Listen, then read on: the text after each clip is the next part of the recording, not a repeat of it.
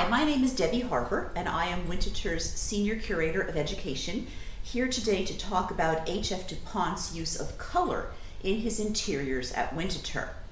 We have a photograph here that shows another house, a house called Chestertown, which H.F. du Pont built at Southampton, Long Island in the 1920s. And this was his first private house that he built and owned. And so it's really where he began experimenting with color in putting together interiors that were in keeping with his own taste.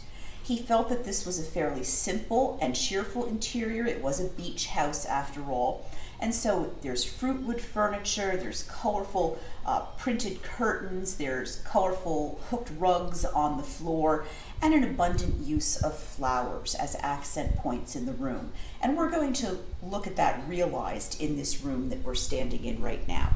So we are standing in a room called the Shipley Room at Winterthur, and it's not actually furnished today as it was when H.F. du Pont was alive. This is a room that's had a lot of changes since his day, and so we have recently reinstalled it to evoke his earlier room displays at Chestertown House, his first house out on Long Island, because that's really where he honed his sense of color. You know, H.F. du Pont said that everything he learned about interior design, he learned by working in the garden. And so, of course, there's a great deal of floral influence in his interiors. But he said he learned from looking at flowers. He said if you've had a garden and really seen it, you can't help but understand massing and texture and proportion. But he said the thing that counts most of all is color. And you can see his use of color in this space. The hooked rug, very cheerful, is kind of an anchor for the entire room.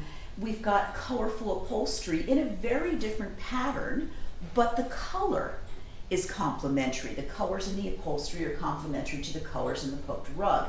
And of course you can see the extensive use of flowers. And notice that the flowers are mixed arrangements. That's not something that H.F. du Pont typically did at Winterthur. At Winterthur, his settings were more stylized and more formal.